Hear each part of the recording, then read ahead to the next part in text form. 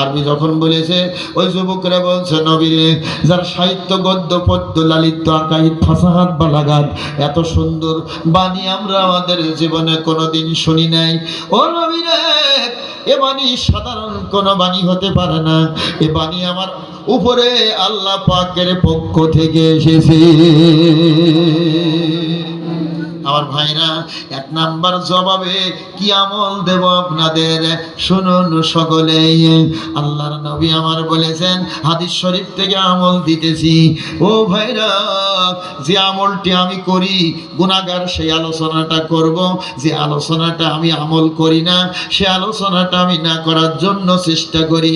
আল্লাহ যেন তৌফিক দেন, জোরে বলি আমিন।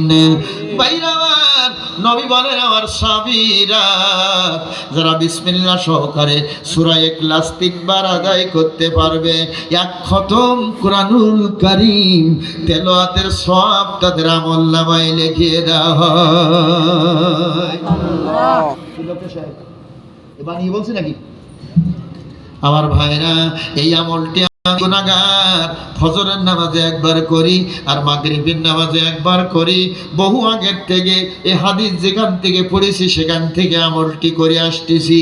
ও ভাইরা, ও মায়েরা রে, আজকের মাহফিলে আমি অধম গুনাহগার দাবি করব। 24 ঘন্টায় মাত্র একবার, কয়বার? একবার সূরা ইখলাস বিসমিল্লাহ সহকারে 3 বার পড়বেন। 3 বার পড়িয়া এক খতম কুরআনুল কারীম তেলাওয়াতের সওয়াব নেবেন। কখন যাব, কখন থাকব, কখন কবরের বাসিন্দা হব, এটা আপনার আমার তো বলার কিছু নাই। কেউ এসেছে আগে, কেউ পরে, কেউ যাবে আগে, কেউ যাবে পরে, জোরে কোন ঠিক কিনা? এজন্য আজকে থেকে মাহফিল চিন্তা করব, একদিন বাদ যাবে না। হুজুর ওয়াজ করে গেছে, এই ওয়াজটা জীবনে যতদিন বেঁচে থাকবো আমল করব। ওযু যদি নাও থাকে, বিনা ওযুয়ে আপনি বিসমিল্লাহ সহকারে পড়লেও সওয়াব হবে। সুবহানাল্লাহ। কি সওয়াব? সুবহানাল্লাহ বলেন। সুবহানাল্লাহ। কি কিতাব গো আল্লাহ পাঠালেন, শুধু আমরা বুঝতে পারলাম না। এজন্য আমি সকলের কাছে দাবি করব, এই আমলটি বাড়িতে নিয়ে যাওয়ার জন্য রাজি আছেন কে কে? এটা দুটো হাত দেখাবেন। কি সবাই? এটা আশ্চর্য ব্যাপার। আল্লাহু আকবার বলেন। গেটের কাছে যারা দাঁড়িয়ে আছেন তারা নেবেন না মনে হয় নাকি? তারা বলতে জান্নাতে চলে গেছেন। ভাইরা আমার, একটু হাত সঙ্গে ধরে রাখেন, একটু দোয়া করি। আল্লাহ আমি অদম গুনাহগার নাসেজ মুসাফির, আল্লাহ গো দোয়া খালি ফিরাইয়া দিও না। আল্লাহ আমার আলোচনাটুকু সহি হাদিস দিয়ে আলোচনা করতেছি, আল্লাহ তোমার বান্দাদের বাড়িতে নেওয়ার তৌফিক দিবা। আল্লাহ জীবনের গুনাহ খাতা মাফ করে দিবা রব্বুল আলামিন। এই আয়াত, এই আমলটি যারা বাড়িতে নিবে তাদের সংসারে বরকত বাড়িয়ে দিবা, বিশ্ব নবীর রওজা তাদের দেখার তৌফিক দিবা, জোরে বলেন আল্লাহুম্মা আমিন। আমার ভাইরা, আল্লাহর নবী ডাক দিয়ে বলেন, এ যুবকেরা রে, 1 নাম্বার প্রশ্নের কারোর কোনো অভিযোগ আছে কিনা? না না না নবী গো, 1 নাম্বার প্রশ্নে আর কোনো অভিযোগ নাই। নবী বলছে 2 নাম্বার প্রশ্ন বলো। 2 নাম্বার প্রশ্ন, কলেমার আর একটা অংশ বাকি আছে। ও নবী, কলেমার আর একটা অংশ বাকি আছে, মুহাম্মাদুর রাসূলুল্লাহ। নবীরে এই কলেমার শেষ অংশের মধ্যে একটা নাম দেখতেছি, মিম দাল মুহাম্মদ। ও নবী, এই নামটি কার? আমরা তাকে একটু দেখতে চাই, জানতে চাই। কোরআনুল কারীমে কোন জায়গায় নামখানা রয়েছে? আরো জোরে বলুন সুবহানাল্লাহ। আল্লাহর নবী আমার ভাইরা, ওরা যখন এই প্রশ্ন করেছে, আল্লাহর নবী সাদা আঙ্গুলটা নিজের বুকের দিকে ইশারা করে দিয়ে বলছেন, এ যুবকেরা রে, ওই নবী গো আমি। আমার আল্লাহ 2টা নাম আমার দিয়েছেন, একটা নাম আহম্মদ আর একটা নাম মুহাম্মদ। আহম্মদ নাম খানা আসমানবাসীদের জন্য বরাদ্দ দেওয়া হয়েছে, আর মুহাম্মদ নাম খানা জমিনবাসীদের জন্য বরাদ্দ দেওয়া হয়েছে। ও নবীরে কোন জায়গায় আছে? সূরা ইমরান 152 নম্বর আয়াত আল্লাহ নবী তেলাওয়াত করলেন, ওয়া মা মুহাম্মাদুন ইল্লা রাসূল। সূরা ফাতিহা 29 নম্বর আয়াত আল্লাহ নবী তেলাওয়াত করলেন, মুহাম্মাদুর রাসূলুল্লাহ।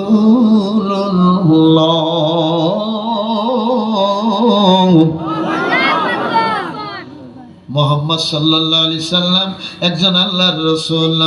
মোহাম্মদ সাল্লাল্লাহু আলাইহি সাল্লাম রাসূল ছাড়ার কিছু নাম জোরে কোন সুবহানাল্লাহ। ও নবী বুঝেছি, আমরা খুশি হয়েছি। এই জবাবের ভিতরে কি আমল আপনাদের জন্য আছে? হযরতে বুখারী মুসলিম শরীফের একটা হাদিস দিয়ে আমল দিতেছি। হযরতে ওমর ইবনুল খাত্তাব বলেন, একদিন নবী মেম্বারের পরে বসা ছিলেন, হঠাৎ করে রাসূল বলে উঠলেন আমিন। সাহাবীরা সবাই বললেন আমিন। আজকে শ্রোতা যারা আছেন সবাই বলেন আমিন। নবী দ্বিতীয়বার বললেন আমিন, সাহাবীরা বলেন আমিন আমিন। তৃতীয়বার বললেন আমিন, সাহাবীরা বললেন আমিন। নবী বললেন, সাহাবীরা আমি নবী কি কারণে আমিন বলেছি তোমরা কি জানো? কয় নবী না, আমরা জানি না। আল্লাহ নবী আপনি আমাদের বলে দেন। আল্লাহ নবী বলেন, ও আমার সাহাবীরা, জিবরিল আমিন ফেরেশতা এই মাত্র আমার কাছে এসে বলে গেলেন, নবীরে আপনার 3 শ্রেণীর উম্মত ধ্বংস হয়ে যাক। কয় শ্রেণী? 3 শ্রেণী। জোরে 3 শ্রেণী। যে যেখানে আছে আমি অনুরোধ করব একটুখানি 5টা মিনিট শুনবেন এই হাদিসটা। এটা আমাদের জন্য বিশাল দরকার এখন। আল্লাহ নবী বলছেন, সাহাবীরা জিবরিল আমিন আমাকে সেই মাত্র বলে গেলেন, নবীরে আপনার উম্মতের মধ্যে 3 শ্রেণীর মানুষ ধ্বংস হয়ে যাক।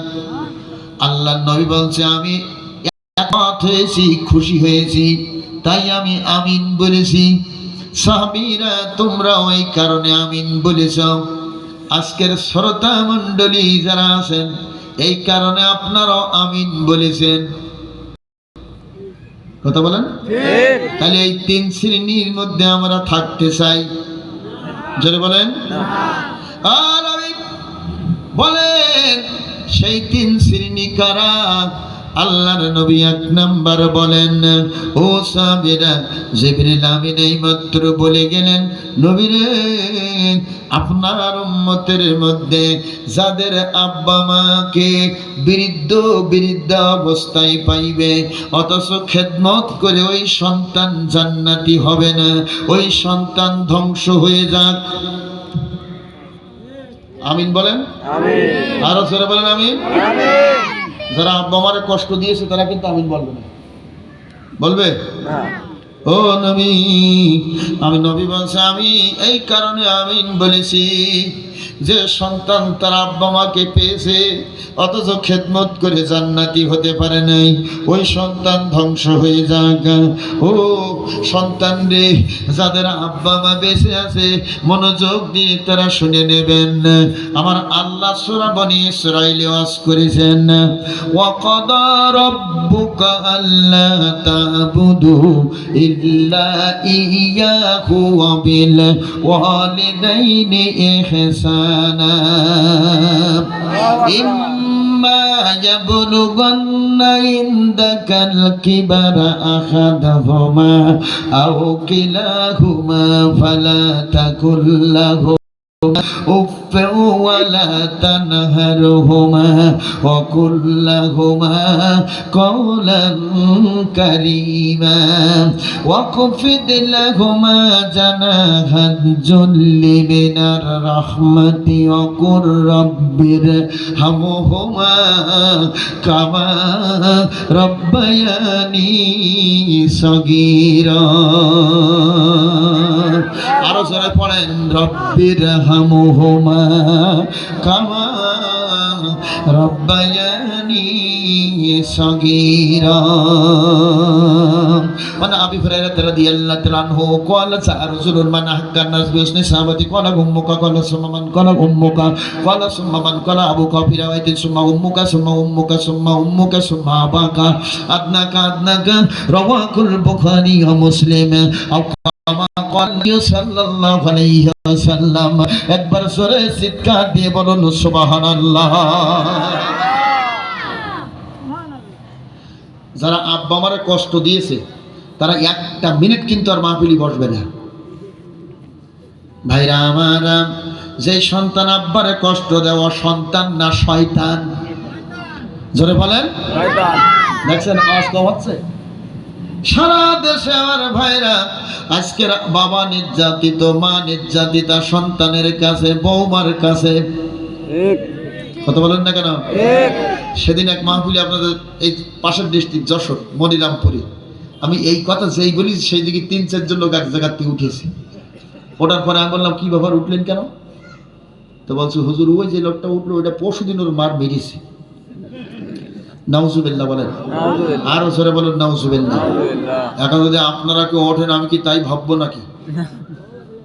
হ্যাঁ, জব করে যাদের আব্বা মা বেঁচে আছে মনোযোগ দিয়ে শুনে নেন। এই পৃথিবীতে যারা ডক্টরেট হয়েছে, এই যে আমার পাশে একজন ডক্টরেট বসা আছেন, শুনে দেখেন ওনার কাছে ওনার আব্বা মার দোয়ার বরকতে।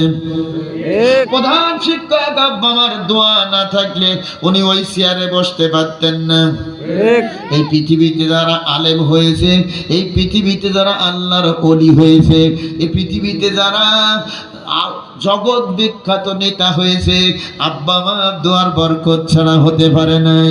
কসম আল্লাহ, আমার মা যদি দোয়া না করতেন আমি এ চেয়ারে বসে হজ করতে পারতাম না। ভাইরা রে, এজন্য আমি গুনাহগার আপনাদের কাছে আবদার করব, যাদের মা বেঁচে আছে, যাদের বাবা বেঁচে আছে, মার সাথে বেয়াদবি করবেন না, মার সাথে বেয়াদবি করবেন না, আব্বার সাথে বেয়াদবি করবেন না। রাসূল বলেছেন, ও সাহাবীরা, মার মুখের দিকে একবার নেক নজর দিয়ে তাকাবে। আমি অল্প 2-1 মিনিটটা দিয়ে সামনের আলোচনায় চলে যাচ্ছি, কারণ এই সাবজেক্টটা বিরাট বড় সাবজেক্ট। এ নিয়ে আলোচনা করলে অন্য আলোচনা সম্ভব হবে না। ও সাহাবীরা, যদি কোনো সন্তান তার মায়ের মুখের দিকে একবার নেক দৃষ্টি দিয়ে তাকায়, একখানা কবুল হজের সওয়াব তার আমলনামায় লিখিয়ে দেওয়া হয়। সাহাবীরা জিজ্ঞাসা করছেন, ইয়া রাসূলুল্লাহ, দৈনিক যদি 100 বার করে তাকায়, আল্লাহ নবী আল্লাহু আকবার আতিয়াবু, সুবহানাল্লাহ বলেন, আমার আল্লাহ তাআলা পুত পবিত্র, তার দরবারে সওয়াবের কোনো অভাব নাই। 100 কবুল হজের সওয়াব তার আমলনামায় লিখিয়ে দেওয়া হয়। এ যুবক, তোমার মাকে তুমি একবার ডাক দাও, মা এক ডাকে জবাব দেয়, কিন্তু স্ত্রী এক ডাকে জবাব দেয় না। মা ও নারী জাতি, স্ত্রী ও নারী জাতি কোন জায়গায়? ভাইরা, পার্থক্য হলো এক জায়গায়। সেদিন দেখি এক যুবকের মুখে মশার কামড়ানো দাগ। তা আমি জিজ্ঞেস করলাম, তোমার মুখে মশার কামড়ানোর দাগ কেন? আবার ডেঙ্গু জ্বরে আক্রান্ত হবে না তো? বলছে, হুজুর সেদিন মাহফিল শুনে, আপনার মাহফিল শুনে যাচ্ছিলাম, যে দেখি রাত 2টা বাজে, বাসায় যেই পৌঁছেছি, এই স্ত্রীর ঘরের দরজা এত ধাক্কাধাক্কি করলাম, ও পেতনির বেটি পেতনি দরজা খুললই না। তো কখন ডাকতে ডাকতে যে ওই জায়গায় ঘুমিয়ে পড়ছি নিজেও বলতে পারি না, মশায় হদ্দধনা ধুনিয়েছে একেবারে। ভাইরা আমার, স্ত্রী ও মা জাতি, মা ও নারী জাতি, স্ত্রী ও নারী জাতি, ঠিক কিনা? সন্তান একবার ডাকলে মা ডাকের জবাব দেয়, স্ত্রী ডাকের জবাব দেয় না। আমি তাফসীরের ভিতরে খুঁজতেছি এটা কিভাবে মানুষদেরকে বোঝাবো, খুঁজতে খুঁজতে এক জায়গায় ছোট্ট একটা দৃষ্টান্ত পেয়েছি। দৃষ্টান্তটা এমনই, আমার ভাইরা, প্রত্যেক মায়ের এই বাম সাইডে একটা কলব আছে, রূহ, কলব, নফস। এর মাঝখানে একটা মাজারা হয়, ফাঁকা জায়গা আছে। এই ফাঁকা জায়গাটার নাম হলো রহমত। কি নাম? রহমত। আর আমি এই জায়গাটার নাম দিয়েছি চুম্বক। কি নাম? চুম্বক। চুম্বক। আমার ভাইরা, আর সন্তানের মুখের ডাকটা আমি দিয়েছি লোহা। কি? লোহা।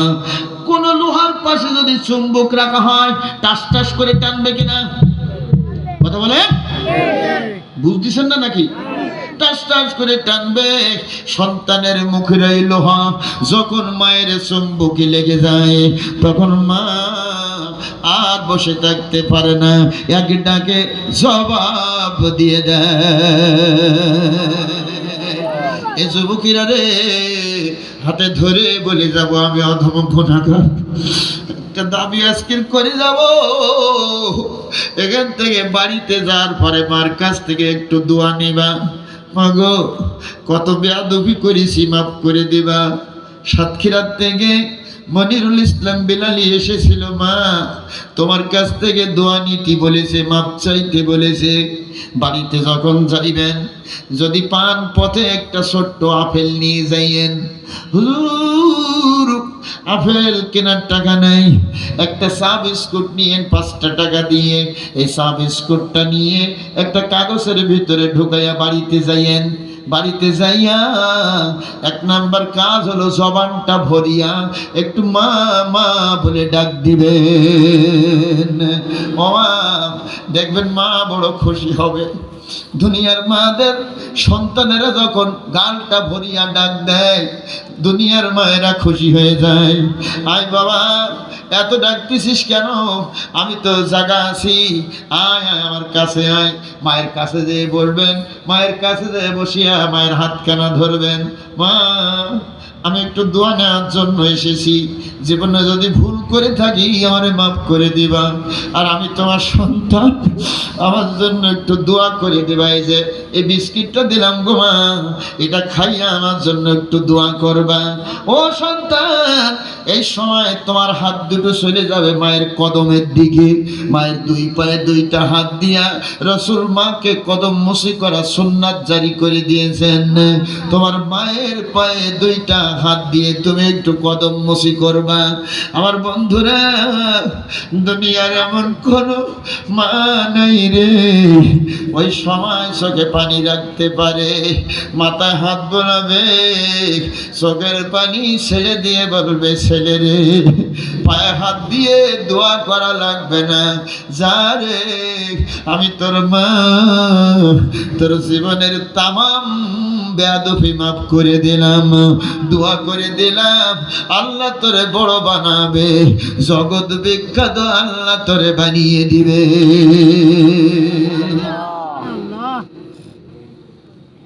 পারা যাবে ইনশাআল্লাহ। আমার ভাইরা, মায়ের দোয়ার বরকতে সম্মানের চেয়ার পেয়েছে। মায়ের দোয়ার বরকতে চট্টগ্রামে তো অনেকেই গেছেন। বাইজিদ বুস্তামি রহমতুল্লাহ আলাইহি শুয়ে আছেন ওখানে। মা শুধু বলেছিল, বাইজিদ একটু পানি পান করাইবা। বাইজিদ যে দেখে পানি নাই কলসিতে, পানি আনতে গেছে, সে দেখে মা ঘুমিয়ে গেছে। গেলাসে ঢালিল পানি, বাইজিদ এসে দেখে মা ঘুমিয়ে গেছে। গভীর রাত্রে ভাঙ্গিল মায়ের নিদ, তাকিয়ে দেখে গেলাস হাতে বাবা বাইজিদ। এ বাবা বাইজিদ, ঘুমাও না আজ? মা, তুমি পানি পান করবার চাইছিলা, এসে দেখি তুমি ঘুমিয়ে গেছো। ও মা, ঘুমানো পছন্দ করি নাই, এলো গো পানি পান করিয়া লাও। মা পানি পান করেছে, বসে পানি পান করিয়া মা অমনি শুয়ে পড়েছে। মায়ের গায়ে জ্বর, শোয়া অবস্থায় 2খানা হাত তুলেছে। আল্লাহ, জীবনে বহু পানি পান করেছি, কিন্তু আজকের পানি পান করিয়া এত তৃপ্তি আমি পেয়েছি। ও আমার আল্লাহ, বাইজিদকে তুমি সুলতানুল আউলিয়া বানাইয়া দিয়ে দিবা। মায়ের একটা দোয়ার বরকতে জগতের সেরা আল্লাহর ওলিতে পরিণত হয়েছিলেন। সেই মা, সেই বাবা এখনো আছে না নাই? মার সাথে যারা বেয়াদবি করবেন ধ্বংস হয়ে যাবেন, বাবার সাথে যারা বেয়াদবি করবেন ধ্বংস হয়ে যাবেন। এজন্য আমি আর ব্যাখ্যা বলবো না, এই পয়েন্টের পরে যদি আলোচনা করি আলোচনা শেষ হয়ে যাবে। ভাইরা আমার, মা বাপ যাদের বেঁচে আছে বেয়াদবি করবেন না, হাতে ধরে পায়ে ধরে বলে গেলাম। পারা যাবে? রাজি আছেন কে কে? একটু হাত দেখান। আল্লাহ কবুল করুক, জোরে বলে আমিন। যাদের আব্বা মা বেশি নাই তারা কি করবেন? হুজুর গো, মা মারা গেছে, মার সঙ্গে বেয়াদবি করে ফেলেছি। আব্বা মারা গেছে, আব্বার সঙ্গে বেয়াদবি করে ফেলেছি।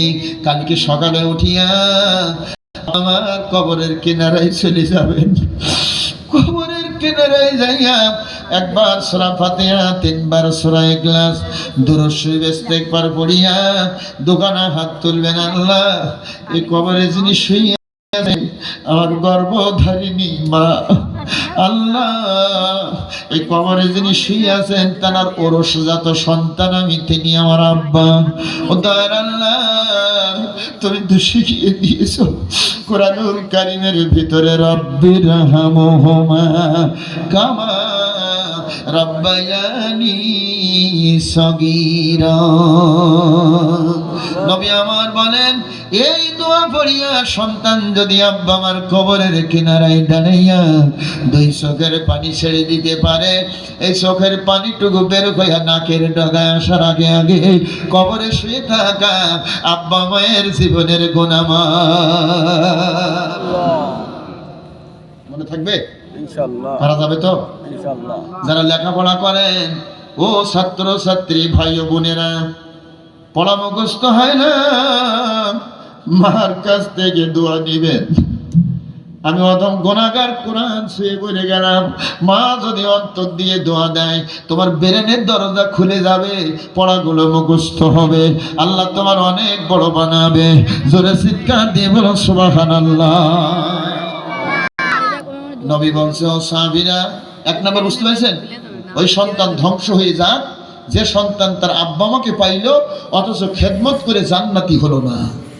দুই নম্বরে আল্লাহর নবী বলেন, ও সাহাবীরা, এই তো জিবরিল আমিন এসে আমাকে বলে গেছেন, নবী রে, আপনার উম্মত সব ধ্বংস হয়ে যাক যারা রমজান মাস পাইল অথচ রোজা রেখে গুনাহ মাফ করতে পারল না।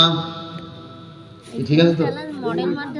হ্যাঁ, রোজার মাস আসলে আমাদের গ্যাস্ট্রিক বাড়ে। হ্যাঁ, বাড়ে। রোজার মাস আসলে গ্যাস্ট্রিক বাড়ে, রোজার মাস আসলে আমাদের তখনই খাওয়া বাড়ে। এক ছেলে, শোনেন মায়েরা, এক ছেলে তার মার কাছে যে বলছে, মা আমার রোজার মাসে খাওয়া বাড়ে কেন? বলছে তোর দাদির কারণে। বলছে সে আবার কি? খাওয়া বাড়ে আমার, আর কারণ দেখাচ্ছ দাদির। এ কিরকম কথা হইলো? হয়তো দাদির কাছে জিজ্ঞেস কর, সত্যিটা বলবে। দাদির কাছে যে জিজ্ঞেস করছে, দাদিমা রমজান মাস আসলে আমার খাওয়া বাড়ে কেন? এ পোতা ছেলে রে, তুই তখন 8 মাস ছিলি মায়ের পেটে, তখন ছিল রমজান মাস, তোর মাকে আমি রোজা রাখতে দেই নাই, তোর স্বাস্থ্য নষ্ট হয়ে যাবে তাই। রোজার মাসে তোর মা বেশি বেশি খেয়েছে, তাই রমজান মাস আসলে তোর ক্ষুধা বেশি বেশি লাগে। কথা কি বোঝা যায়? বুঝতে পারিছেন আমার ভাইরা? এজন্য রমজান মাস আল্লাহ তাআলা উম্মতে মুহাম্মাদি সাল্লাল্লাহু আলাইহি সাল্লামের জন্য একটা বিরাট বড় বোনাস দিয়েছেন, অসংখ্য আয়াতে কারিমা আল্লাহ দিয়েছেন। রোজা সম্পর্কে শুধু রাসূল একটা কথা বলেছেন, আস-সাওমু লি ওয়া আনা জিবিহি। যেরকম সুবহানাল্লাহ। আল্লাহ নবী বলেন, এটা হাদিসি কুদসি বলা হয়। নবী বলেছেন, আমার আল্লাহ বলেন, রোজা আমার জন্য, এর পুরস্কার আমি নিজে হাতে দান করব।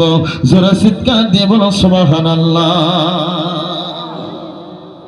বড় বড় লিডার যারা ছিল, বড় বড় লিডার স্বৈরাচারের আমলে একটাও রোজা রাখতো না। কে ঠিক কেনা? চেহারার দিকে তাকালি বোঝা যায় চেহারা বুড়ো সোরের মতো একেবারে। ভাইরা আমার, ভয় পাওয়ার কোনো কারণ নাই। আমার ভাইরা, আমরা সাতক্ষীরার মানুষ ভয় পাই না। যদি পাইতাম ভয়, আমাকে 6 বার জেল খাটা লেগেছে, 51টা মামলা আমার নামে। কয়টা? 51টা মামলা আমার নামে। এজন্য আমরা ভয় পাই না। আমরা ভয় পাবো কাকে? জোরে বলেন।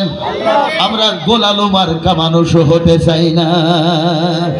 দল বান্দা কলেমা চোর, না পায় শোষণ, না পায় গোর। আসতে বলেন কেন? জোরে বলেন ঠিক কিনা? বলে হুজুর গাল লম্বা করে কথা বলছেন, বলেন আবার গুলো আসবে। কে তো বলছে না আবার গুলো আসবে। গুড়িবালি ইতিহাস পড়েন, ইতিহাস। এই বাংলাদেশ 200 বছর ব্রিটিশরা শাসন করেছে, পতন হয়েছে, মাথা ছাড়া দিয়ে উঠতে পারে নাই। আমার ভাইরা, এরপরে পাকিস্তান আমলে ছিল পূর্ব পাকিস্তান, ওরা শেষ হয়েছে, মাথা ছাড়া দিয়ে উঠতে পারে নাই। আছে ভাইরা, 56 বছর ওদের রাজত্বকাল, ওরা শেষ হয়েছে, আর উঠতে পারবে না। এটা ইতিহাস সাক্ষী দেয়, এটা আমি বানিয়ে বলছি না আমার ভাইরা। কিন্তু কেউ কেউ বলছে দেরি করো আগে। আমি ওদের কথা জবাব দিই কি শোনেন, বুবু তুমি থাকো হিন্দুস্তান, আসবা নাকি গুলিস্তান, জেনে রেখো সামনে কিন্তু আজিমপুর গোরস্তান। আর অজ লাগবে? বেশি অজ দিলে তো মনে রাখতে পারবেন না। হ্যাঁ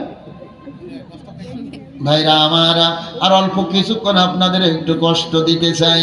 এজন্য ভাইরা, আল্লাহর জমিনে আল্লাহর কোরআনের কিছু পাগলেনি থাকতে হবে, কি তাই না?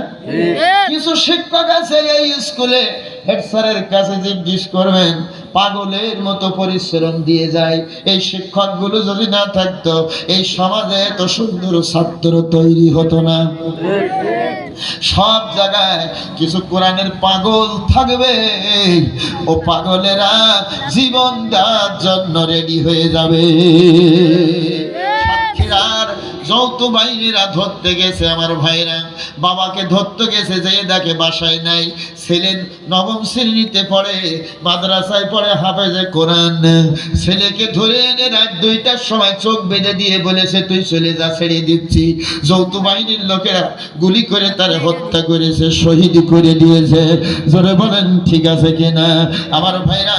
এই কিছু পাগল আছে, জীবন দেওয়ার জন্য তারা রেডি থাকে। এই পাগলদের জীবনের বিনিময়ে আজকের আমরা এখানে বসে বসে কোরআন বলতে এবং শুনতে পারতেছি। যেরকম ঠিক কিনা? এই পাগলদের সঙ্গে আপনি একত্রতা ঘোষণা করে আগামীর বাংলাদেশ হবে আলেম ওলামার বাংলাদেশ, আগামীর বাংলাদেশ হবে আল কোরআনের বাংলাদেশ। কোন বাতিল শক্তি এদেশে মাথা ছাড়া দিয়ে উঠতে পারবে না। যদি উঠতে চায়, যার হাতের কাছে যা কিছু আছে তাই নিয়ে সামনে ঝাঁপ দিয়ে পড়তে হবে। রাজি আছেন তারা? কারা দুগানা হাত তুলে দেখান তারা।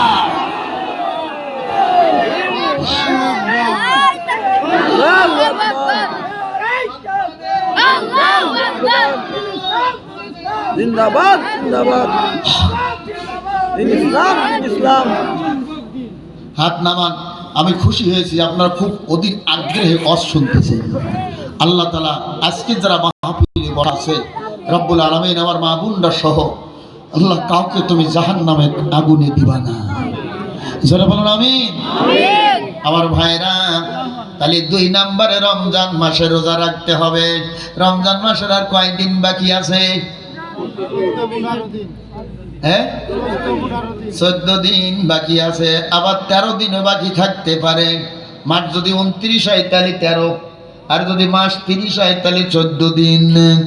বাইরা, ছেলে মেয়েকে নিয়ে, বাবা মা সকলকে নিয়ে রোজা রাখবেন, তারাবির নামাজ মসজিদে আদায় করবেন। রমজান মাসটা ইবাদতের জন্য বেছে নেন। আল্লাহ আপনার সংসারে বরকত দান করবেন, অভাব হবে না, হবে না, হবে না। ব্যাখ্যার বলবো না। 3 নম্বরে নবী আমার বলছে, যেই কারণে হাদিসটা এনেছি, ও সাহাবীরা, জিবরিল আমিন এইমাত্র বলে গেলেন, নবী হে, আপনার উম্মত ধ্বংস হয়ে যাক যারা আপনার নামখানা শুনবে অথচ দুরূদ শরীফ পড়বে না। চার অক্ষরে একটি নাম, মিম হা মিম দাল মুহাম্মদ। এই নবীর নাম কেন শুনলে পরে সাথে সাথে দুরূদ পড়তে হবে, যদি কেউ দুরূদ না পড়ে ধ্বংস হয়ে যাবে। দুইটা জায়গায় দুরূদ পড়া যায় না, সুবহানাল্লাহ বলুন। বলুন হুজুর সে আবার কোন জায়গা? জায়গা দুটো খুবই সহজ, কিন্তু আমাদের খেয়াল থাকে না। একটা নবী বলেছেন, মুয়াজ্জিন যখন আজান দিবে আমার নামখানা উচ্চারণ করবে, সাদু আন্না মুহাম্মাদুর রাসূলুল্লাহ, তখন যেন কেউ দুরূদ শরীফ না পড়ে। মুয়াজ্জিন যা বলবে মুক্তাদিরাও তাই বলবে, জোরে কোন সুবহানাল্লাহ। আর একটা জায়গায় দুরূদ শরীফ পড়া যায় না আমার ভাইরা, সেই জায়গাটা হলো নামাজের ভিতরে ইমাম সাহেব যখন এই নবীর নামখানা তেলাওয়াত করবে তখন দুরূদ শরীফ পড়া লাগবে না, ওই তেলাওয়াতটা শুধু চুপচাপ শ্রবণ করতে হবে। জোরে চিৎকার দিয়ে বলুন সুবহানাল্লাহ। ঠিক আছে তো ভাইরা আমার? বাকি সব জায়গায় যে অবস্থায় আছেন নবীর নামখানা শুনলে পরে দুরূদ পড়তে হবে, নইলে আপনি ধ্বংস হয়ে যাবেন। আপনি যদি বাথরুমে থাকেন, নবীর নামখানা মাইকে ওয়াজ করতেছে, বক্তা শুনতেছেন, বাথরুমে বসে বসে নবীর নামখানা শুনেছেন, আপনি ওই সময় বলবেন না, বাথরুম থেকে বের হবেন, ওযু বানাবেন, ওযু বানানোর পরে নবীর নামখানা দুরূদ শরীফ পড়বেন। নবীর নামে নামখানা শুনিয়া দুরূদ শরীফ পড়বে যারা, আমল দিচ্ছি কিন্তু, নবীর নামখানা শুনিয়া দুরূদ শরীফ পড়বে যারা, 10টা নেকি তাদের আমলনামায় লিখিয়ে দেওয়া হয়, 10টা গুনাহ তাদের মাফ করে দেওয়া হয়, 10টা পদমর্যাদা তাদের বাড়িয়ে দেওয়া হয়। আল্লাহর নবী আমার বলেন, যারা নবীরে দেখতে চায় নবীর পরে যেন বেশি বেশি দুরূদ শরীফ পড়ে। ও ভাইরা, বিরাট বড় নাম করা মাওলানা, বিরাট বড় নাম করা আলেম, বিরাট বড় নাম করা এলাকার মাতব্বার জীবনে নবীরে কোনোদিন একবার একটু স্বপ্নে যোগেও দেখতে পারে নাই। আমল ঠিক আছে? কথা বলেন ভাইরা। নবীকে যদি দেখতে চান, ছোট্ট হাদিসের আমল দিয়ে যাচ্ছি। আল্লাহর নবী বলেন, প্রতিদিন কমপক্ষে 40 বার আমি নবী আমার পরে দুরূদ শরীফ দিবে, এবং এই আমলটি 1 না 2 না 40 দিন করবে। আমি প্র্যাকটিক্যালি করেছি, ফল পেয়েছি, তাই আপনাদের কাছে বলতেছি, যদি পছন্দ হয় তাহলে আমলখানা করবেন।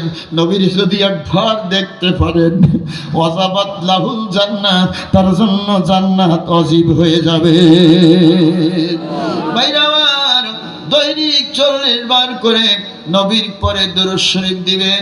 40 দিন যদি কেউ আমলটি করতে পারে, আল্লাহ নবী বলেন, আমার আল্লাহ চায় তো স্বপ্নের ভিতরে নবীকে তার দেখাইয়া দিতে পারে। পারা যাবে ইনশাআল্লাহ। একটু বাড়িতে নিতে পারবেন ইনশাআল্লাহ। ওই চার দোকানে বসে বসে কত গল্প তো করেন, দুনিয়ার মানুষের নিন্দি গীবত সব ওই চার দোকানে বসে বসে করেন। তো ওই চার দোকানে একটা চা আপনি খান, আমি নিষেধ করছি না, চা আপনি খান। ব্রিটিশরা আমাকে যে জিনিস শেখাই থুয়ে গেছে, এটা তো আমি হাজারো ওয়াজ করলে আর উঠবে না। ওই ব্রিটিশরা চা খাওয়াইয়েছে আমাকে ফ্রি পয়সায়, যে বাঙালি জাতি শেষ করার জন্য একটা কল দিয়ে গেলাম। আপনি চা খান, আমি নিষেধ করছি না, তবে চাটা খাইয়ে আপনি ওখানে পরের নিন্দায় বসেন না। ভোটের সময় আসলে দেখবেন চায়ের দোকানে তুল কালাম উঠিয়ে যায় কি, আপনি ওখান থেকে একটু বাসায় যান, অথবা নিরিবিলি বসেন, বসে আমার নবীর পরে দুরূদ শরীফ দেন। আল্লাহ মাওলা রে, তোমার নবীরে একটু দেখাইবা। সুবহানাল্লাহ বলুন, জোরে বলুন আল্লাহুম্মা আমিন। ভাইরা আমার, বন্ধুরা আমার, আল্লাহ নবী আমার বলেন, ও আমার উম্মতেরা রে, দৈনিক যদি আমার পরে দুরূদ শরীফ দাও, আমি নবী তার জন্য দেখা না করে পারি না। দিতে পারবেন বাসায়? রাজি আছেন? কে কে হাত দেখান। আল্লাহু আকবার বলেন, ছেড়ে বলেন আল্লাহু আকবার। আল্লাহ তাআলা কবুল করুক, ছেড়ে বলে আমিন। আর ছেড়ে বলে আমিন। ভাইরা আমার, তাহলে 2 নাম্বার আমল দিয়ে দিলাম। 3 নাম্বার প্রশ্নে চলে যান। 3 নাম্বার প্রশ্ন আমার ভাইরা নবী সম্পর্কে। ও নবী, আপনার কাছে 3 নাম্বার প্রশ্ন, তাহলে আপনি কাদের জন্য নবী হয়ে এই দুনিয়ায় এসেছেন? আল্লাহর নবী আমার বলছে, ও আমি সিনিয়র যুবকেরা, মনে আছে তো? ও আমি সিনিয়র যুবকেরা, আমি নবী গো, শুধু মুসলমানদের নবী না, আমি নবী মুসলমানদের নবী, অমুসলিমদের নবী, ইহুদিদের নবী, খ্রিস্টানদের নবী, আমি নবী গাছপালা তরুলতার নবী, আমি অবলা জীব যারা আছে তাদেরও নবী, এমনকি 18,000 মাখলুকাতের জন্য আমার আল্লাহ তাআলা আমাকে নবী বানাইয়া পাঠিয়েছে। নবীরে এই আয়াত কোন জায়গায় আছে? আল্লাহর নবী সূরা আম্বিয়া 107 নাম্বার আয়াতে কারিমা তেলাওয়াত করে শোনায়া দিলেন, ওয়া মা আরসালনাকা ইল্লা রাহমাতাল লিল আলামিন। আমি আমার নবীকে জগৎবাসীর জন্য রহমত স্বরূপ প্রেরণ করেছি। আমার নবী যদি রহমতের নবী না হবে, আমার নবীর সঙ্গে 10টা অবলা জীব জান্নাত, এর মধ্যে আমার ভাইরা একটা লাল উট আমার নবীর সঙ্গে জান্নাতি হবে। যেই উটটি আমার নবীকে লইয়া উহুদের যুদ্ধে গেছিলেন। জোরে চিৎকার দিয়ে বলো সুবহানাল্লাহ। আমি করে এই 10টা প্রাণীর কথা বলি, আপনারা অবাক হয়ে যাবেন। আমার ভাইরা, একটা গুয়ে সাপ আমার নবীর সঙ্গে জান্নাতি হবে। একটা বিষধর সাপ ওই হিজরত কালে যেখানে আবু বকরের পায়ে দংশন করেছিলেন, এই সাপটি আমার নবীকে এক নজর দেখার জন্য 6,113 বছর লুকিয়েছিলেন। এই সাপটি আমার নবীর সঙ্গে কিয়ামতের ময়দানে জান্নাতি হবে। একটা ঘোড়া আমার নবীর সঙ্গে জান্নাতি হবে। একটা খচ্চর সাদা রঙের আমার নবীর সঙ্গে জান্নাতি হবে। আমার ভাইরা, 3টা হরিণ আমার নবীর সঙ্গে জান্নাতি হবে। যদিও এটা দুর্বল রিওয়ায়াত বলা হয়েছে, তারপরে এটা আমাদের জন্য অসুবিধা না শোনা। আমার ভাইরা, নবীর সঙ্গে একটা বাজ পাখি জান্নাতি হবে, নবীর সঙ্গে একটা ঘুঘু পাখি জান্নাতি হবে। আরো জোরে। কিন্তু আপনি আমি হতভাগা মুসলমান, নবীর উম্মত হয়েও নবীর সঙ্গে জান্নাতি হতে পারবো না। মান আহাব্বা সুন্নতি ফাকাদ আহাব্বানি ওয়া মান আহাব্বানি কানা মাই ফিল জান্নাহ। আল্লাহর নবী বলেন, যে আমার সুন্নাতকে ভালোবাসবে সে যেন আমি নবীকে ভালোবাসলো, আর নবীকে যে ভালোবাসবে কানা মাই ফিল জান্নাহ, একই সঙ্গে একই জান্নাতে থাকবো। জোরে চিৎকার দিয়ে বলো সুবহানাল্লাহ। নবীর সঙ্গে জান্নাতি হতে চান? ইনশাআল্লাহ। তাহলে নবীর সুন্নাতের ইত্তেবা করা লাগবে কিনা? লাগবে। ভাইরা, এই 10টা প্রাণীর মধ্যে আমি একটা প্রাণীর কথা উল্লেখ করব, তবে একটুখানি শুনে নেন। এই যে মুখে দাড়ি রাখা, এটা কিন্তু সুন্নাত। এটা কি? এটা সুন্নাত, সুন্নাতে মুআক্কাদা। আল্লামা শামী রহমাতুল্লাহ আলাইহি ফতোয়া শামীর মধ্যে বলেছেন ফরজে আইন। কি? ফরজে আইন। মুখে দাড়ি রাখা ফরজে আইন। কই সবার তো আর মুখে দাড়ি নাই, আছে? কেউ কেউ কয় এবছর আর পারলাম না, সামনের রমজানে দেখবানি, কি তাই না? এবছর হবে না, সামনের রমজানে দেখবো কিভাবে দাড়ি রাখা যায়, একটু চেষ্টা করো। আমার ভাইরা বন্ধুরা শোনেন, মুখে দাড়ি এটা রাখা সুন্নাত। তারপরেও দেখেন আল্লাহর নবী কি বলেছেন, মান তারাকা সালাতান মুতাআম্মিদান ফাকাদ কাফার বাইনাল আবদি বাইনাল কুফরি তারকুস সালাহ। যে ব্যক্তি ইচ্ছা করে ফরজ নামাজ ত্যাগ করবে সে কাফের। একজন মুসলমান আর একজন অমুসলিমের মধ্যে পার্থক্য হলো নামাজ। কি? একজন মুসলমান আর একজন অমুসলিমের মধ্যে পার্থক্য হলো নামাজ। মুসলমান নামাজ পড়ে আর অমুসলিমেরা নামাজ পড়ে না। যারা ঈশার নামাজ পড়েন নাই, আমি যদি গালি দেই তাহলে তো রাগ হয়ে যাবেন, কিন্তু নবী বলেছেন যে ইচ্ছা করে ফরজ নামাজ ত্যাগ করেছে ও কাফের। এর চেয়ে বড় গালি আর আছে? তাহলে ঈশার নামাজ যারা পড়েন নাই তারা কি? আপনারাই বলেন, আমি বলবো না। তারা কি ভাইরা? এজন্য আমি গুনাহগার আবদার রেখে গেলাম, এখানে যত মানুষ আমরা আছি কেউ আমরা বেনামাজি থাকবো না, কেউ বেনামাজি থাকবো না। দাড়িতে মুসলমান চেনা যায় না, দাড়িতে যদি মুসলমান চেনা যাইত, কবিগুরু রবীন্দ্রনাথ ঠাকুর 1 নাম্বার মুসলমান। এই কেন বলছে কথা না? এই পথ দিয়ে আসতে দেখি রবীন্দ্রনাথ ঠাকুরের মামার বাড়ি, রবীন্দ্রনাথ ঠাকুরের শ্বশুর বাড়ি, তা ইয়েসটা কি? ওকে বড় অলি নাকি? ও সে বাংলাদেশ চায় না, জানেন? সে বাংলাদেশ চায় না, বলি শোনে মুতি বুড়ুই দেবে। সি সি সি সি সি। আর তার মামুর বাড়ি, তার মামার বাড়ি সাইনবোর্ডে কি হবে? কি আশ্চর্য ব্যাপার! যে বলেছিল আমার ভাইরা, ওই রবীন্দ্রনাথ ঠাকুর বলেছিল, ওগো কবি কাজী নজরুল, জীবনে মস্ত বড় করেছো ভুল, দাড়ি না রেখে রেখেছো বাবুরি চুল। তাই না? নজরুল এই কথার উত্তর দিয়েছিলেন, সেটা কি কোনোদিন শুনেছেন? হ্যাঁ, নজরুল এই কথার উত্তর দিয়েছিল, শুনিয়ান আজকে।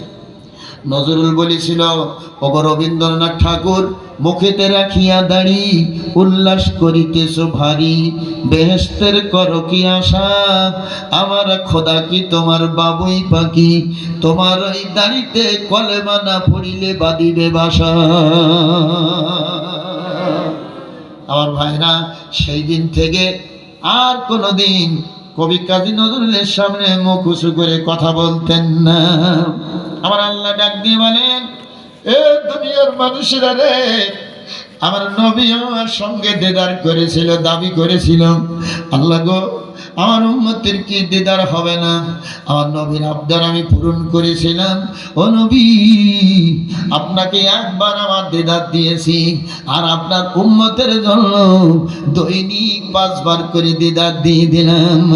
5 ওয়াক্ত নামাজ যারা পড়বে, আল্লাহ নবী বলেন আমার আল্লাহর সঙ্গে দৈনিক 5 বার তাদের দেখা হয়ে যাবে।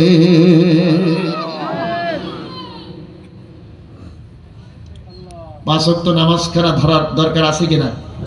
কিন্তু সব মানুষগুলো তো মসজিদে দেখলাম না ঈশার নামাজে।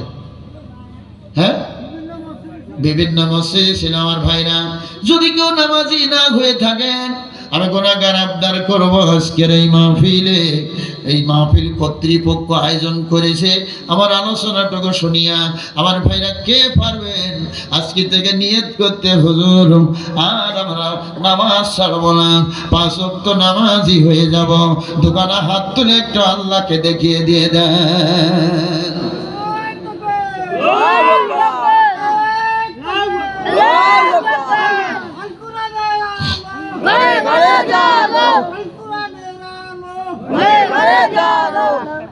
আমার ভাইরা, আল্লাহ আপনাদেরকে রহমত বরকত দিয়ে ভরপুর করুন। জোরে বলে আমিন। আল্লাহ, যদি কেউ নামাজ না পড়ে কাজা করে থাকে, আল্লাহ আমি অদম গুনাহগার দোয়া করছি, তার নামাজ কাজার এই গুনাহ মাফ করে দিবা। আল্লাহ তাকে তুমি 5 ওয়াক্ত নামাজি আজকের থেকে বানায় দিবা। আরো জোরে বলুন আমিন, আরো জোরে বলুন আমিন। আমার ভাইরা, বন্ধুরা, আল্লাহর নবী নামাজ প্রতিষ্ঠার জন্য ওই মক্কা থেকে মদিনায় চলে এসেছিলেন, ঠিক কিনা? ও মায়েরা, মনোযোগ দিয়ে শোনেন, আপনাদের জন্য ছোট্ট একটা ওয়াজ দিচ্ছি। আমার নবী আমার এই নামাজ প্রতিষ্ঠার জন্য কষ্ট করেছিলেন। নবীজির জীবনে বিয়ে করেছিলেন কয়টা? বলছে 7টা। কয়টা? 11টা বিয়ে করেছিলেন। সুবহানাল্লাহ বলুন। ভাইরা, নবী একটা বিয়ে করেছিলেন নিজের থেকে প্রস্তাব দিয়ে, আর বাকি 10 জন স্ত্রী নবীকে প্রস্তাব করে বিয়ে করেছিলেন। নবী যারা প্রস্তাব দিয়ে বিয়ে করেছিলেন, ওই স্ত্রীর নাম কি? খাদিজা, আয়েশা। মায়েরা মনোযোগ দিয়ে শোনেন, মাগো, আপনার এই আজকের মাহফিলে ছোট্ট আজকে শুনলে আর কিছু লাগবে না। আমার নবী আপনারা বললেন, খাদিজা, তো আগে আবু তালেবের কাছে চিঠি লিখেছিলেন, তোমার ভাতিজাকে আমার কাছে বিয়ে সব দিয়ে দেব। তাহলে কে আগে প্রস্তাব দিলেন? খাদিজা। আয়েশার পক্ষে বাবা আবু বকর উঠে দাঁড়িয়েছেন। নবীরে ছোটবেলার বন্ধু, হিজরতের সাথী, আমার আয়েশাকে আপনার বিয়ে করতে হবে, বলেন রাজি আছেন কিনা? কে প্রস্তাব দিল? আয়েশার পক্ষ থেকে আগে প্রস্তাব এসেছে। আমার ভাইরা, নবীর আরেকজন স্ত্রী ছিল হযরত সাদিয়া, বয়স হলো 80 বছর। কত বছর? 80 বছর। 80 বছরের কোন বুড়ি ফিরি দেবো নেবেন? কথা বলেন একটু সবাই, একেবারে ফিরি দেবো? বলেন ও ভেজাল টানবে কেনা, কি দরকার খাদ্যের? তার তো আর কিছু নেই, যৌবন জান কিচ্ছু নেই, আছে? আমার নবী সাদিয়া বলছে, নবী রে, স্বামী শহীদ হয়েছে জিহাদের ময়দানে, আমার ছেলে মেয়ে কেউ নাই, কে আমার নিবে? নবী বলছে, তুমি আমার বাড়ি যেয়ে থাকবা। হযরত সাদিয়া কত বুদ্ধিমতী দেখেন, আমি মেয়ে মানুষ, যদি আপনার বাড়ি যেয়ে থাকি তাহলে লোকেরা খারাপ বলবে। ও নবী, একটু যদি বিয়ে করেন আমি আপনার বাড়ির এক কোনায় থাকবো, জ্বালাতন করব না, স্ত্রী হইয়া একটু বরণ করে নিবেন কিনা? সুবহানাল্লাহ বলুন। নবীর যে স্ত্রীকে সংক্ষেপ করে বলে দিয়ে রাতটা শেষ, অনেক হয়েছে আমার ভাইরা। নবী যে স্ত্রীকে প্রস্তাব দিয়ে বিয়ে করেছিলেন, ওই স্ত্রীর নাম হলো উম্মে সালমা। কি নাম? উম্মে সালমা। জোরে বলেন। উম্মে সালমা। মনে থাকবে তো ইনশাআল্লাহ।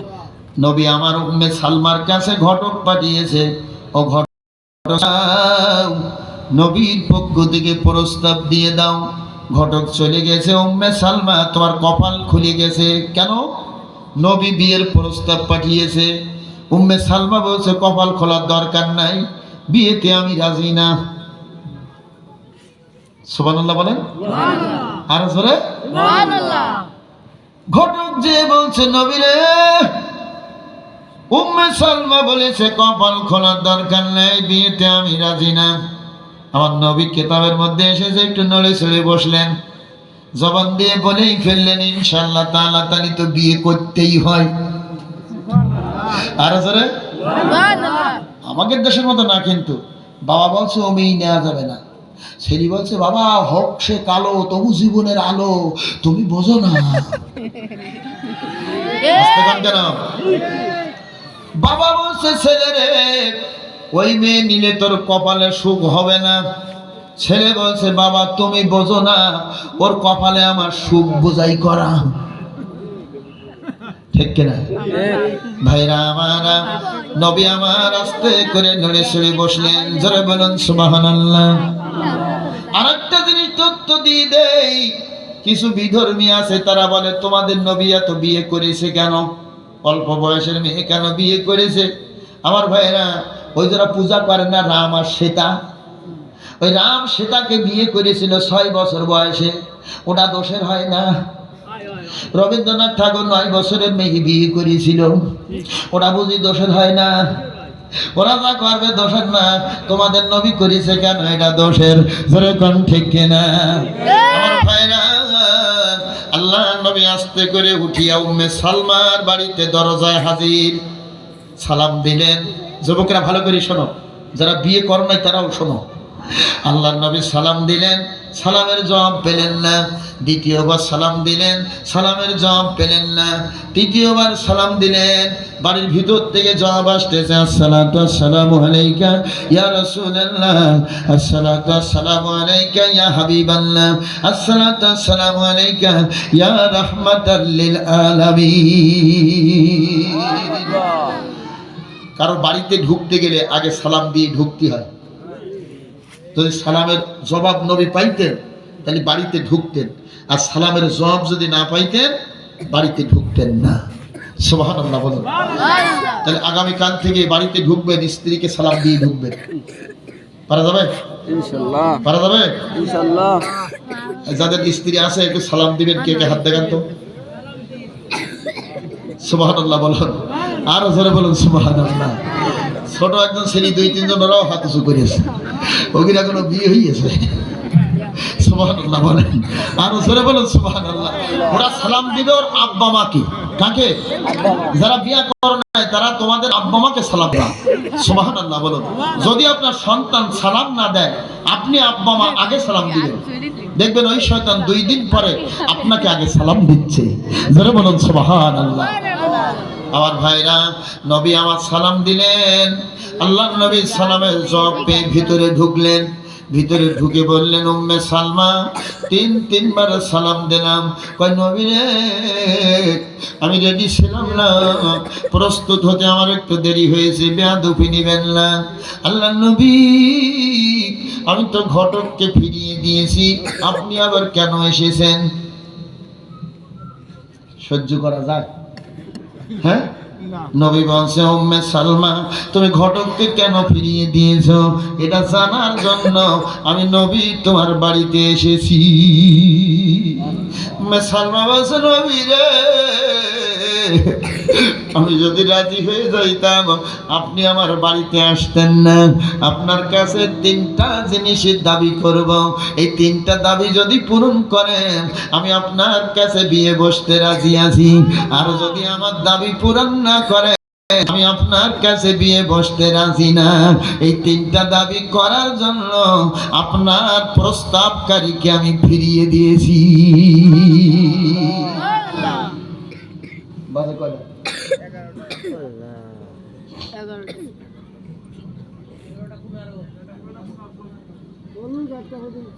হ্যাঁ মফিজ ভাই, কথা কান টাকা মনে করি এই যে ভাইরা আমার, বন্ধুরা আমার, আবার আগামীকালকে যাকে দাওয়াত আছে তাকে জন্য তো কিছু রাখতে হবে নাকি? ভাইরা আমার, ও আমার ভাইরা, আমি আপনাদের সন্তান, কারোর ভাই, কারোর সন্তান। মনোযোগ দিয়ে আল্লাহর নবী উম্মে সালমা তিনটা দাবি করেছিল। এই তিনটা দাবি বলিয়া আমার আলোচনা শেষ করতে চাইতেছি। ও ভাইরা, আমাদের স্ত্রীরা স্বামীর কাছে কি দাবি করে আর নবীর স্ত্রী হয়ে স্বামীর কাছে কি দাবি করেছে এটা বোঝাবার জন্য আমি এই দৃষ্টান্ত সামনে এনে হাজির করেছি। কারণ বহু মা আছে, আপনারা পুরুষ মানুষেরা বাইরে ঘোরাঘুরি করতেছেন, মহিলারা সেটা করে না। এটা মহিলারা সব প্যান্ডেলের ভিতরে বসা আছে, চাতক পাখির ন্যায় তাকিয়ে আছে ওই পর্দার দিকে। হুজুর আমাদের সম্পর্কে কি বলতে চাইতেছে? ও আমার মায়েরা, স্বামীর কাছে কি দাবি করতে হয় এটা বোঝানোর জন্য হাদিস কেন সামনে এনেছি। কিন্তু আজকের জামানায় যৌতুক ছাড়া কোনো বিয়ে হচ্ছে না। আরো জোরে না। দেখেন ছোট বাচ্চা বলছি না, যৌতুক কিছু বোঝে? সুবহানাল্লাহ বলেন, আরো জোরে বলুন সুবহানাল্লাহ। ভাইরা আমার, আমি জেলখানায় বসে বসে একটা কবিতা লিখেছিলাম। কবিতার নাম হলো যৌতুক। আমি 7টা কবিতা লিখেছি, 6 বার গেছি জেলখানা, কবিতা লিখেছি 7টা। আজকের একটা বলি শোনেন, নাম হলো যৌতুক। কি নাম? যেদিন যে আলোচনা যে প্রসঙ্গে আসবে ও সেই কবিতাটা আমি সেই জায়গায় বলি। একটি কথা বলতে চাই ও গদোলা ভাই, সাইকেল ঘড়ি সবই দিলাম, আরো কি বা চাই? খুশি হয়ে দিলাম গাড়ি, আরো দিলাম ঘড়ি, দিন কতক পর বলবে আবার দাও না কিনে বাড়ি। মেয়ে পুষে কত জ্বালা বুঝছে মেয়ের বাপ, ছোট মেয়ে বড় করে হচ্ছে অভিশাপ।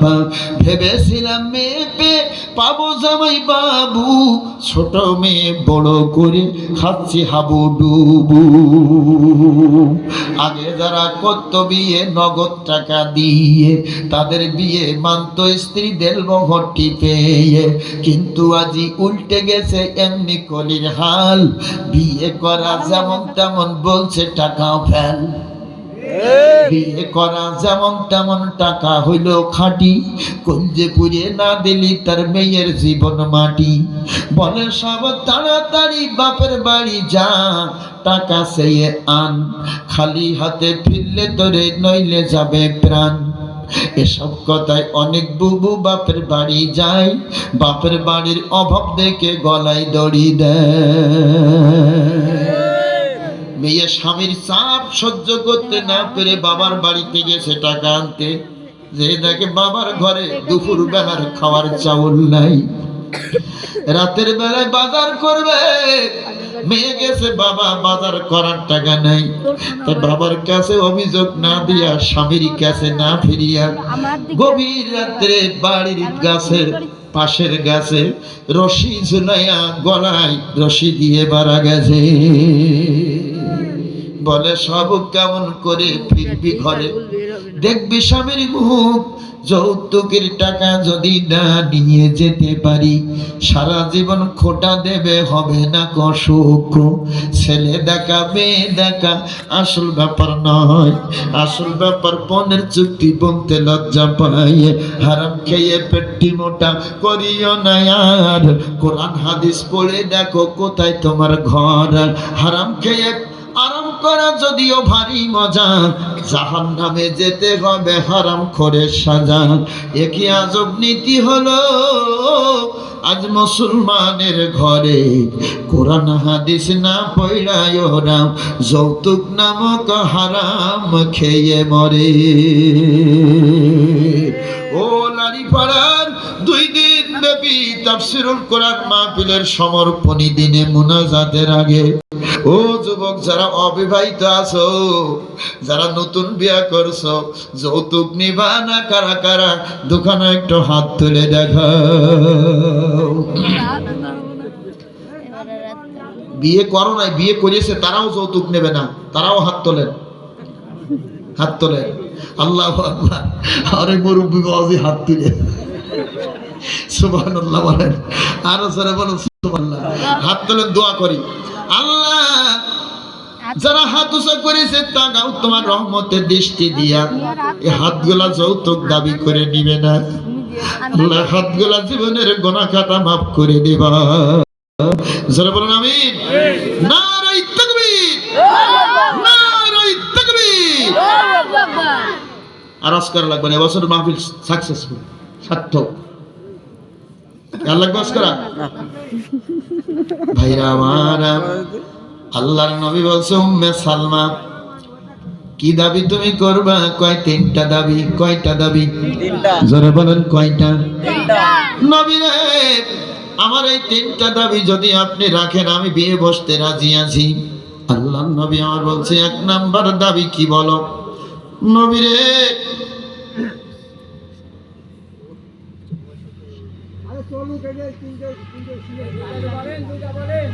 আমি তো বিরাট কলে পড়ে গেছি, আমারও 60টি বালি বস্তা। কি বলেন? বক্তারা যত কম সহজ করতে পারে এখন তত ভালো, কারণ আমাদের রেগুলার মাহফিল এখন। আবার দিনের বেলা চাকরি। আমার ভাইজান এক জায়গায় কামাল মাদ্রাসার ভাইস প্রিন্সিপাল, উনি বুঝতে পারতেছেন ওই প্রতিষ্ঠানের যাবতীয় ঠেলা কিন্তু ভাইস প্রিন্সিপালের। আমিও কামাল মাদ্রাসার ভাইস প্রিন্সিপাল, কিন্তু আমাদের পোস্টারে লেখে নেই সকাল 9টার থেকে 3টা পর্যন্ত মাদ্রাসা। এজন্য আমি দাবি করছি আপনাদের কাছে, রাত অনেক হয়েছে। কয় হুজুর 3টা, কি বিপদ দেখেন তো ভাইরা আমার। একটা বলি শোনেন, দাবি আপনাদেরও রাখি আমারও রাখেন। ও আমার মায়েরা মনোযোগ দিয়ে শোনেন, স্বামীর কাছে 1 নাম্বার কোন জিনিসটা দাবি করবেন জীবনে কোনোদিন কল্পনায় আনেন নাই। রসুলের স্ত্রী হওয়ার জন্য উম্মে সালমা 1 নাম্বার জিনিস দাবি করলেন, নবীরে আপনার কাছে বিয়ে বসলে আপনি আমার স্বামী হবেন, নিঃসন্দেহে আপনার আগে পরের গুনাহ মাফ, আপনি জান্নাতি। ও নবী, আপনি জানেন আমার একজন পূর্বে স্বামী ছিল, স্বামী আপনার সাহাবী, ওই স্বামী জিহাদের ময়দানে শহীদ হয়েছে। আপনার ওই সাহাবী যেহেতু শহীদ হয়েছে জিহাদের ময়দানে, ও জান্নাতি। নবীরে আপনার কাছে আমার দাবি হলো, আমি কিন্তু জান্নাতের ভিতরে আমার পূর্বে স্বামীর সাথে থাকব না, আমি কিন্তু আপনার সাথে জান্নাতের মধ্যে থাকব। কথা দেন গো, জান্নাতের মধ্যে আপনার সাথে আমার রাখবেন কিনা? যদি রাজি হয়ে যান আমিও বিয়েতে রাজি হয়ে যাব। ও মায়েরা, আজকে যখন স্বামী বাড়িতে যাবে স্বামীর হাতখানা ধরিয়া বলেন, স্বামী রে বেলালি সাহেব ওয়াজ করে গেছে, তুমি যদি জান্নাতি হও আমাকে তুমি সাথী বানাইবা। স্বামী বলবে, ওগো স্ত্রী, তুমি যদি জান্নাতি হও আমাকেও তুমি জান্নাতে সাথী বানাইবা। এই দাবিটা আজকের বাড়ি যায় পাকাপোক্ত করে নেবেন। এটা রাসূলুল্লাহর স্ত্রীরা রাসূলের কাছে দাবি করেছে, সুতরাং আমাদের স্ত্রীরাও আমাদের কাছে এই দাবি করতে পারবে। সবাই আমার জন্য দোয়া করেন। আমি 3 নাম্বার প্রশ্নের জবাবে এই পর্যন্ত এসেছি।